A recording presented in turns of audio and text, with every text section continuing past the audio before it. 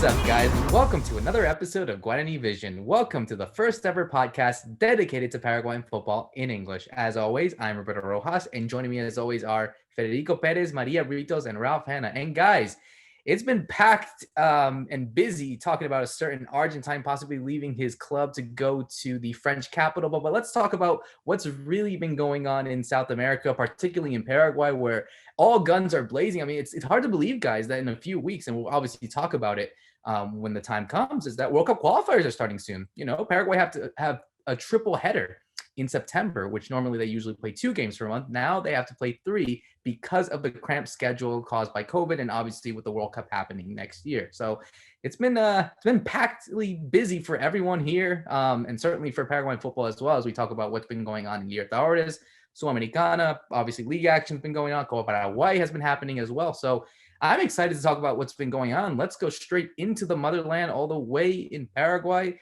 Our double vaccinated, actually, Paraguayan. Fede Perez, how are you, man? That's true. I kind of forgot about that these last couple of days. Hi, Roberto. How's everybody doing? Hi, Ralph. Hi, Maria. Hi, everybody listening, like always, to Guarani Vision. Well, first of all, yeah, it is true. I got both vaccines already. I got both my shots on the same arm, 20 days in between one and the other one. I'm a Pfizer team, like I talked about it after I got my first dose. I'm really happy about that, just waiting a couple of days and hopefully, going back to normal life here in Paraguay. A lot of people are going back, even though I'm not entirely convinced by some news that you read around the world, especially in Miami. I don't know how things have been over there for Maria and Ralph.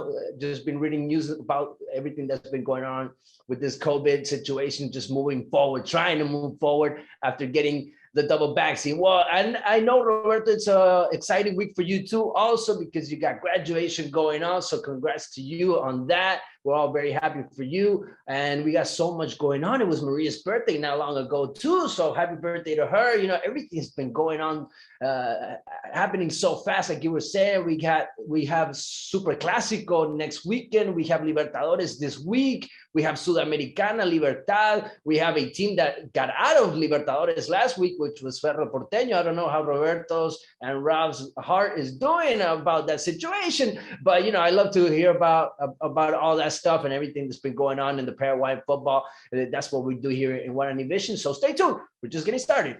Absolutely, we are. And let's go straight into Miami. Let's go to Ralph Hannah on this one, because I think, everyone's been talking about this whole situation with the Libertadores and the Sudamericana. Like, everything's being packed in together. It's like, it kind of feels like in the summer where, well, at least in the early summer, where we had all of those Copa America matches happening in the Euros. Now we're going into the club game and everything just being packed up together. Yeah, it's a busy time. I mean, and then you have the European leagues are back as well. Someone like Fabian Balbuena was celebrating a victory, I think, yesterday with Dynamo Moscow. So, all the European leagues are coming back as well. And then we've got all our stuff going on. So there's always so much to talk about. And it's kind of cherry picking the best moments, which we'll try and do here, I guess, talking about a bit about Olimpia and Libertad in their competitions coming up. As Fede mentioned, Cerro were out, but at least they won in the league at the weekend, so they're warming up for the Super Clásico in the right way. And then, we got so much going on. Copa Paraguay, we did mention a team from the Chaco that unfortunately, as we'll see, ended up with a record defeat of 17-0. But later on, we'll talk about another team from the Chaco that did make some history. So there's plenty coming up.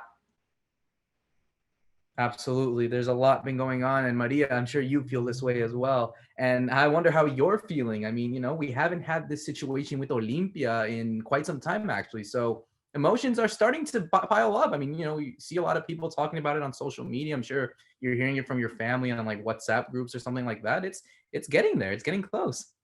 Oh, you guys, it's been a crazy month already. And it's barely the start of August, barely the start of the leagues. We have crazy games coming up and crazy results as well. Olimpia, we'll talk about it in a little bit, but Olimpia's not doing so well. I'm not sure what's going on there. And, we got the superstar Leo Messi. He's about to, go somewhere else and probably most likely Paris. So it's, the biggest news that are around the world. And I'm just trying to process all together. But yeah, I'm just hoping that Olimpia gets the good result coming up in the next few games. But like I said, we'll talk about it more in depth in a little bit. We'll talk about it right now, actually, because that's the big game that's going on this week in Paraguayan football. It's Olimpia taking on Flamengo. Olimpia's first game in the quarterfinals of a Copa Libertadores for the first time since 2013, when they went all the way to the final. But, you had mentioned, Maria, how this Olimpia side has been going through some mixed results in the league action. You can honestly say the same about Flamengo. As we talk, we are 24 hours removed from when they lost to Internacional, the team that Olimpia actually eliminated in the last round, 4-0. So, Fede, I want to go to you on this one, because I think ultimately in a game like this, you could say that Flamengo are going to be favorites on this one, ultimately, because you could say they're one of the best teams in South America. On its day, maybe the best in Brazil, depending on how you view them. But I think now what we've seen from both these teams, at least domestically, can it be a bit more of a tighter contest, especially given the history that both the teams have had in this competition? I think it is going to be tight, just like it was against Inter, but mainly because of the format that you have in this Copa Libertadores. It's just 2 games. You got to be smart about it. You got to try not to for the score to be, with too many goals, especially when you're playing at home. Not get too many goals in your goal, and obviously that's going to be the first task for this Olimpia, because they are going to play first at home. They are going to play in Defensores de Chaco, and they're going to play with fans on stands. This is going to be the first time this is going to happen for an international game, at least in Libertadores. We haven't had this. Cerro Porteño wanted it on their leg against Fluminense, but they didn't get the approval on time. Olimpia had to work so hard to get at least a little more than 1,000 people on the stands for this game. It's not going to be too much, but they are going to make some noise, and obviously I think the players are going to appreciate it. This is a team that's usually accustomed to have a lot of fans behind them, especially in these kind of instances when they are far in between, far in the Libertadores, and they want to make it to the finals. I mean, Olimpia here, you talk with the fans, you talk with the people.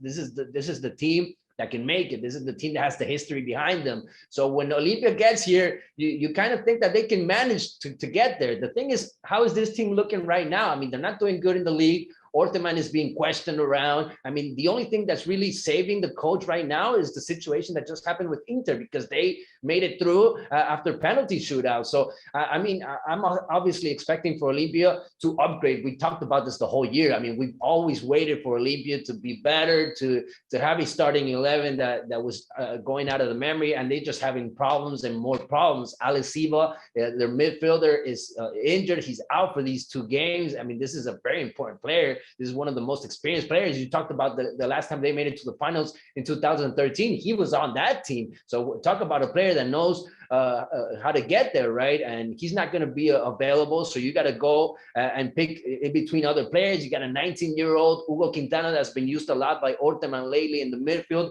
You got a 21-year-old Ramon Sosa, which we talked about him during the year. I mean, those are probably the only 2 options you got, but they are very different from the experience that you were going to get from Ale Silva, who was actually playing better and better, coming back to his best performance that people want to see from him. Unfortunately, he's going to be out. Roque Santa Cruz, they've been trying to play him in. He hasn't scored much lately. I mean, he doesn't look 100%. We all know that this is his last year. And then you got other players that are coming about, but you don't have a strong squad right now. So you have to be very smart about the way you're going to play against one of the toughest teams in the South American football right now, which is Flamengo. I mean, I don't look at what they've done lately. I just seen what this team has done in the last couple of years, and this is just a very strong team. They have so much quality in them, and you're gonna have to go up against and through the Brazilians right now in these Libertadores, just because of how many teams are still left in there. So right now I'm thinking of Olimpia to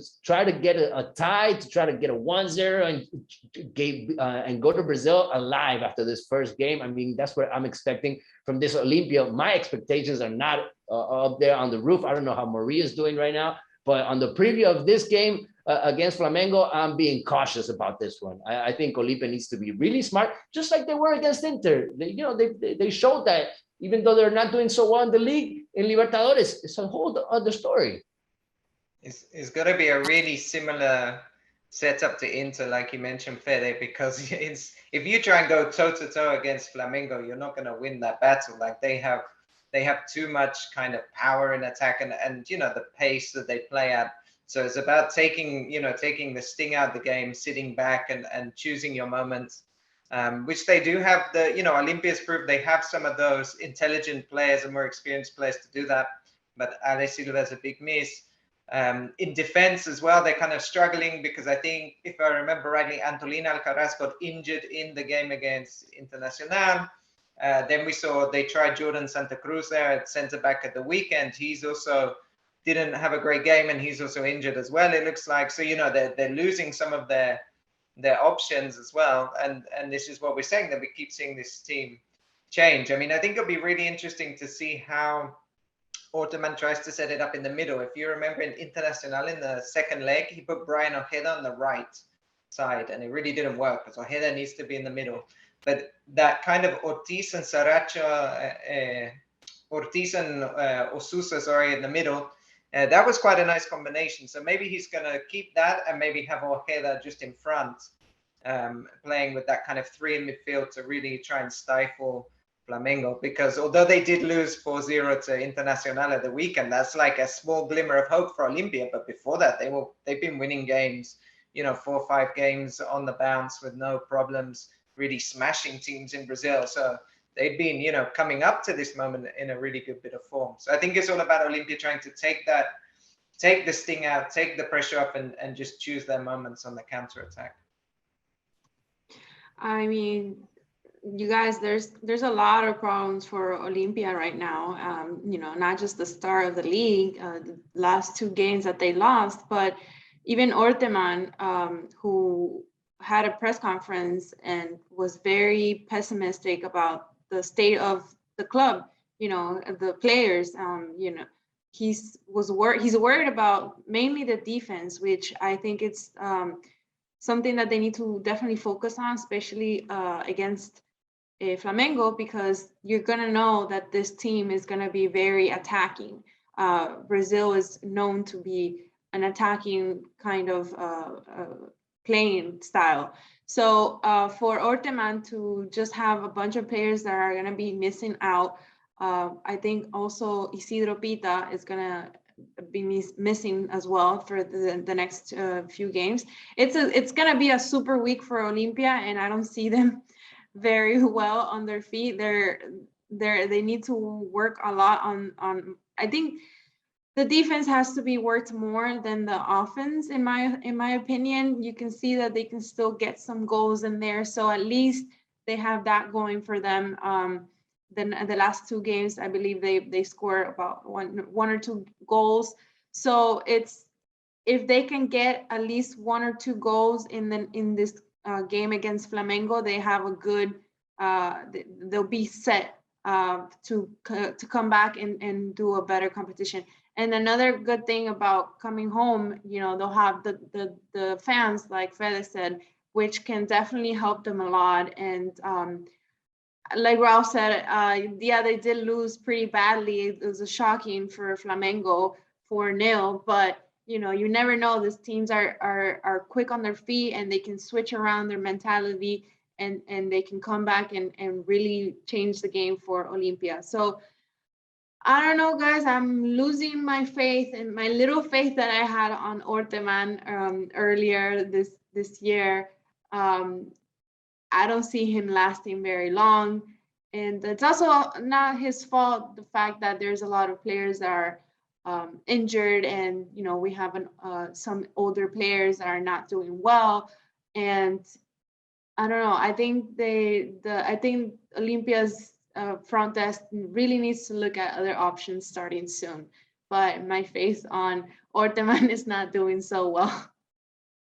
Yeah, I mean, it's tough. I mean, looking at the rival that they have, it's really a massive, matchup, you would say, for them. But I don't know how they're gonna be able to feel this. I mean, yeah, you gotta have the confidence in any way in these type of matches. But ultimately, I think and Ralph said it, it's like if you go toe to toe with these guys, especially the Brazilian teams, they will try to stop you, and they will try to go all on at you. So I think they need to get the good result, Fede, like you mentioned.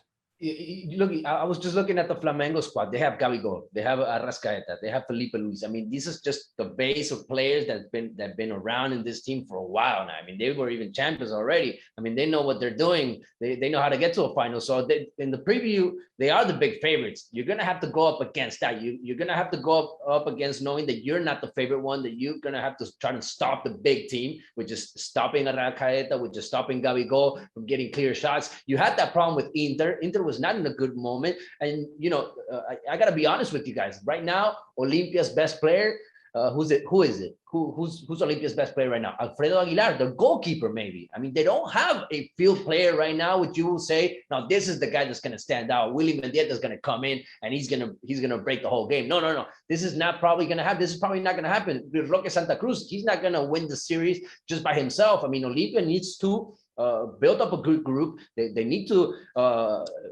they're going to be solid during the whole series. I mean, not just for some moments. I think they're going to have to be really on their toes, and especially Alfredo Aguilar is going to have to repeat the performance he had against Inter. He was their best player and he stopped so many balls. He's going to have a lot of work against Flamengo. These are teams that are accustomed to shooting on target at least 20, 25 times during the game, and that's going to give your defense and your goalkeeper a lot of work to do.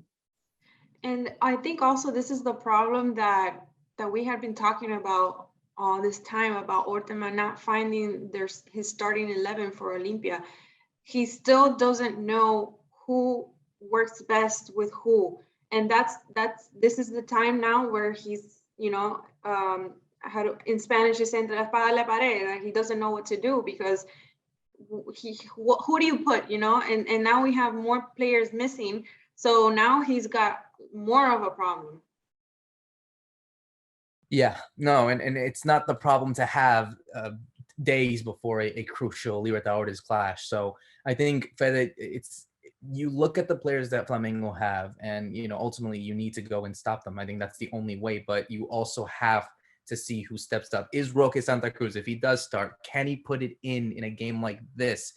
I doubt it, especially now he's about to turn 40. It's his final season. We know that he is injury prone, and for games like this, he just hasn't shown up. So that's where you have someone like Pollo Recalde has to show up. There is Gonzalez. Oh, hey, let's see if Ramon Sosa can do something. They need someone to step up and do something, because they can't, just wait for it and hope for another penalty shootout. That's not the way to go. It's not how it should be, especially for these type of matches. But yeah, I think it's going to be a really tight one. I ultimately think that if Olimpia are going to try and go for the series, they need to go for it, and we'll see how they do ultimately in this game. So let's go into what's been going on in the Sudamericana, actually, where Libertad, a team that actually has a bit more of a chance of winning this competition, they take on a Brazilian side in Santos, a Santos side that obviously made it to the Libertadores final last year. And, Ralph, I'll go to you on this one as well. I think for Libertad's case, it's now or never, isn't it? And I think with the teams that they have, they are in a good spot because they do have to travel to Brazil first. So they'll be playing over there at the Via Belmiro over there in Brazil before going back to the Defensores del Chaco. So it seems as if, though, and ultimately we did see that in the last game against Junior, where they were able to capitalize, getting the away goals and getting the result away from home. They have to do the same thing this time. Yeah, it was an interesting way they faced that last tie. They kind of went all out for it in the away leg, and I would say maybe they got lucky, but maybe it was also Garnero felt they had enough in the tank to be able to kind of play with Junior and outscore them. And by outscoring them, when the game came back to Asuncion, I mean, it was a totally different game. It was almost like two boxers kind of sparring, and nobody wanted to throw a punch because Junior were worried if they attacked too much, they would get hit on the break again. And Libertad said, well, we're leading, so we'll just wait and see what you do. And so they played the two games totally different. But I think that's a good thing. And I mean, I think that helps with this as well, because the away goal is going to be so important against Santos. We saw Santos qualify, maybe they were a little bit lucky. They got the draw with Independiente, and then they managed to win the second leg 1-0, I think, if that's right.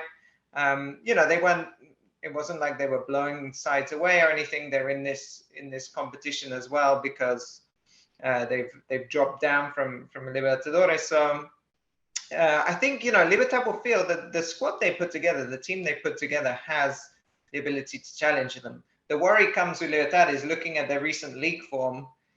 They haven't won a game yet. So they lost at the weekend, which was actually their first defeat. They'd drawn their opening 3 games, but they haven't won in the league. So that means you're not going into this game maybe full of confidence, but I think they're a team they change so much between league and cup competition in terms of personnel that you're going to see, a different lineup to what we've been seeing in the league.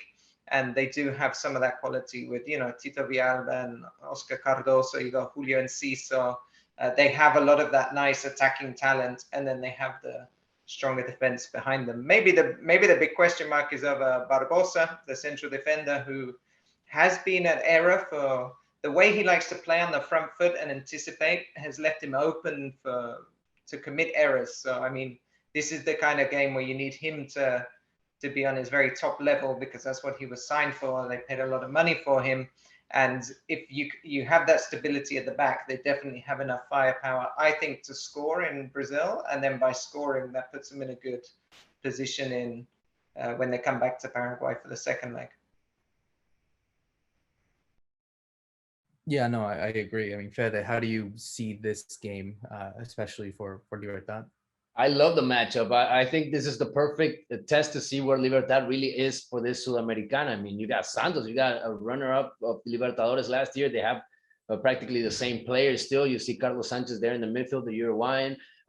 You see Guilherme. You see a lot of players that were there before, and this is a very strong team. And Libertad, just like Ralph said, they haven't looked themselves lately. They haven't played like the champions they were in the Apertura. They haven't won yet after playing 4 games, so it's kind of a tough moment for them in the local league. But it's a totally different motivation in the Sudamericana, where they see that it is a possibility for them to win the first international title, which is something that they really want to give to the board, that they really want to give to their president. And Garnero also is trying to do that for himself, for his career, trying to put that on his resume. He was able to go through the round, even though they suffered a lot, I believe, against the Colombians, more than they actually expected. I think that Libertad should be playing a lot better, just because of the players that they have.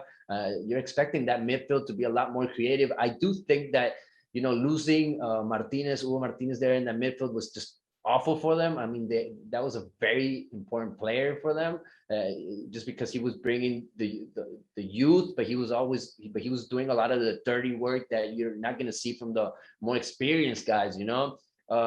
You have international players, but maybe they don't want to do all the running around, and sometimes they leave that to the Encisos, to the Martinez, to the young players. And when you don't have those guys in there, maybe you're not doing all the running that you're supposed to be doing, all the right coverages. And that's what I've seen from Libertad. I'm seeing a team that's not being very tactical, that's not being 100% disciplined on the tactical side of their team, and there are players that are not showing up either. Bautista Merlini is getting a lot of playing time, and he's just not showing up. And some of Garnero's player choices are kind of throwing me away. I don't think he's finding it. I think he is trying with different players, just because he has so many right now on that roster. So he has the option. So he's trying them out, but he's not getting them together. And this is the moment on the year. This is the time of the year that you need for this team to be 100%. And I don't see it really. So I do think they're going to have to step it up, but I do feel like this is the perfect motivation. This is the perfect place for them to be, the Sudamericana, with this squad. And if they go through Santos, anything can happen for Libertad. Well, the one thing that Libertad has going on for them is that Santos is also not doing so well in Brazil. They had about, I think, 2 losses or a loss in their last game. So they have that to them. They're also in the same spot. Both of them are in 8th place, which is pretty funny to me. So I think it might be more of like an equal, maybe a tie game. So that could really work for Olimpia, going to Brazil, if they can tie over there and then come back to Paraguay and actually win the game. Yeah, no, it's going to be a really interesting matchup, and I think the door opens them into possibly a final. I mean, certainly they look in prime position to do so. They do have to play either Rosario Central or Red Bull Bragantino, two teams that are very strong in themselves as well. But, I think Libertad can also prove that they can battle for it. But ultimately, it's about getting that result in Brazil and then going back to Paraguay to get the result to qualify to the semifinals. And I think they have a really good chance. They just have to capitalize it better than anyone thinks that they can do. So switching gears to what's been going on in a tournament, and Fede, actually I want to go to you because you've been doing commentary on this one, the Copa Paraguay, as we had talked about last week. Obviously the tournament has started. We see some matches. We saw a blowout, we would say, and some even debated, I think, on Twitter when that happened, a 17-0 loss. Of the case of sportsmanship, the fact that they were celebrating and the fact that they just kept going on, the team that essentially is an amateur team losing to a third division side. It caused some debates about, not equality, but just parity in terms the difference of it between both those two teams. Yeah, I'm looking at the results from the Copa Paraguay ever since it started. We're on the third week now. We're going to have more games this week coming up.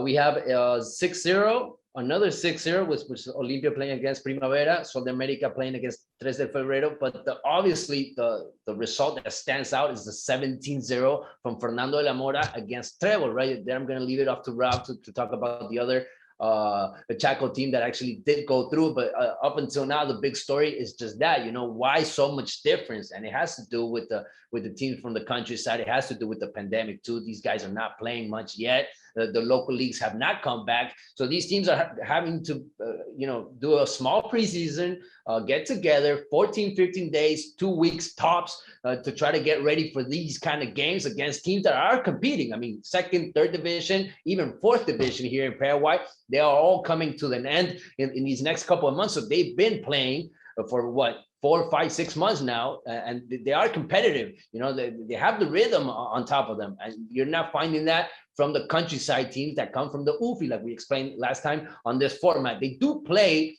a pre-Copa Paraguay to get to this instance, but they play against the local teams. So there you don't see that much difference, but you do find it maybe on this instance where you kind of getting these 17-0. Is it good or not for the competition? I mean, I think that this is, you got to be honest to the people. I mean, you got to be honest with everybody that's watching these games. And this is the reality of Paraguayan football itself. I mean, what we explained the last time, you have the FA and you have this other union that has totally different teams that don't have budgets. They don't have money to hire players. They don't have money to pay them every week. I mean, these are guys that do totally different activities and only practice 2-3 times at the most during the week. So it's really hard for them to compete, even from the physical point of view, not even just talk about football itself, not talk about the matches or score a goal. I mean, you're going to see most of the results. They're even having trouble scoring at least a goal, not even,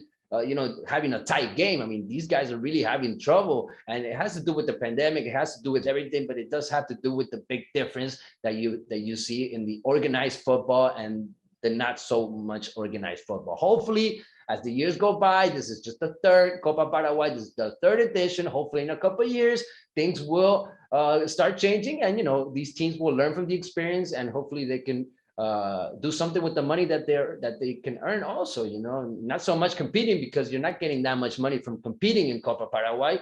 But you can make money with sponsorships. You can make money with the local with the local people. You can make businesses around them, especially if you have the chance to play back-to-back Copa Paraguay, which is not the case for many teams. We're seeing a lot of teams on this edition of 2021 that are playing for the first time in Copa Paraguay. So they are learning from the experience. But I would love to hear Ralph's take on this, because I know he's so passionate about the Copa Paraguay. Yeah, I'm a big fan of the tournament. I mean, it was a shame that after we spoke about Atletico Trébol on here, they lost 17-0. So I was obviously the mufa for them, the bad luck. But I think, a couple of points to mention. One is that it's the early stages of the tournament. So you look back at any tournaments and it's the same thing. Go back to the Copa America when Ecuador first were getting invited, or Venezuela. They were getting beaten sometimes 10-0, 11-0 by your Chile's, Colombia's, Brazil's, So that's maybe a natural thing where you're starting these new tournaments as the teams themselves don't know how big this gap is until they actually take to the field and play each other. So at some point you have to do it. And then from the sportsmanship point of view, I don't know. I mean, I think ultimately for Fernando de la Mora, they're professionals. They have to, they score the goals. Maybe it's not so much celebrating in your face, but hey, you go out and you play your best. I think if anything, that's really demonstrating the most professionalism. Like, you're not going to go easy on the other team. But yeah, let's switch quickly from Atlético Trébol in the Chaco. The Chaco is divided into a few huge regions, and the team representing Alto Paraguay are called Sports Sastreño. So that's a place that is twice the size of Switzerland. They represent, but there's only 15,000 people there, so you can try and imagine just how sparsely populated that is. But this Sports Sastreño played against another team, I think in the 4th division is General Caballero from Campo Grande. They're based in Luque. And, as I was watching, I wasn't watching the game live, but I was just checking the score and said, hey, it's still 0-0. This is good. They're not getting blown away. And then in the second half, they actually got given a penalty. They put it away, the captain, and Sports Sastreño won the game 1-0, and they've qualified to the next round. So that, of all these teams from UFI that we're talking about, from the Rural Football Union, I guess in English, they're the only side to have got through so far. They're the only team to have beaten like a Paraguayan FA opposition. So let's see if anybody else can join them. But I mean, that's an amazing moment, and that's kind of what this cup was created for, because then they're going to get all this exposure and have this incredible experience. Just so people that don't know Paraguay, the geography, they had to come by boat and then by road. And if you go on Google Maps and you try and find a road to where they live, there isn't one. Google Maps gives up. It just says there's no way. So they actually had to get a boat. So they're in the upper Chaco, they come to the lower Chaco, and then from there they can get a bus, which was still, another few hundred kilometers to the stadium. And all of this is still in the Chaco region, because the game itself was in Presidente Ages, is in the Chaco region. So that's just the incredible story. And they're going to do it all again because they're in the next round. So good job, Sports Sastreño. An amazing feat for a side that is going by boat. I mean, that's the beauty of this tournament. The fact that, we talk about Messi's wages and all that kind of contract going to a superstar team. I mean, now we go straight into what's going on over there in Paraguay. It's a remarkable story. And, there's still teams that are still going to be playing in that from that region, or that conference of the teams in the rural areas. So we'll see. Hopefully we can get more shock results. And these teams getting and Fede, I think, if I forget, I don't know how much money they would get on this, but for a result like this, I'm sure they're going to get a huge financial boost for this. Yeah, obviously they do have agreements with their boards on each club. They do try to make some money for winning. I mean, that's what they're trying to do. They're trying to put out they try to put a price for that, the boards, because the teams are not getting that much money for competing. I mean, the only prize money that you get is if you actually make it to the final, or if you make it, or if you even win it, because if the team that's going to win the Copa America is going to play the next Sudamericana. They actually have a spot in the Sudamericana next year. So it's a big prize to win the Copa Paraguay. That's why I'm actually that's why I'm surprised that most teams from the 2nd, 3rd, and even some from the 4th division, just like Ralph was saying, General Caballero from Campo Grande, which is the team that lost to the team from Chaco, which is in the 4th division. I mean, most of these teams are actually playing with their subs. They're not playing with their main teams because their leagues are actually coming to an end. So they think that it's more important to stay in their division, to try to make it to the next division, than actually making it far in the Copa Paraguay, just because they think that going up against teams from the 1st division is kind of hard for them. And mainly because of the prize money. There's no prize money from the FA if you advance in the Copa Paraguay. The only money these teams are getting from the FA is to move from one place to another, to make it to the venue, and for all the stuff they need for balls, and they don't even get money for cleats and stuff like that. We've actually seen teams from the 1st division, after the games are over, we saw it from the players in Olimpia. They were handing their stuff, their kits, to the Primavera players, to the players from those lower divisions. Why? Because these players need that stuff. They need cleats for themselves, and maybe they will even sell them because they could actually even use the money. So they were taking the shirts, they were taking the socks, they were taking the cleats from these guys. They were the players from Olimpia, from the big teams here in Paraguay. They were giving them their stuff away. So these guys that are so humble, that don't have much, can actually do something with these stuff. And that's also part of this Copa Paraguay. I mean, it gives you all these kind of stories, right? Yeah, but also there's always a harsh reality to it as well. That's the unfortunate part. But guys, let's close on a happy note on this one. Another great episode as always of Guarani Vision. So for myself, Roberto Rojas, for Fede Perez, Maria Britos, and Ralph Hannah, thank you so much for listening to another episode of Guarani Vision. See you soon.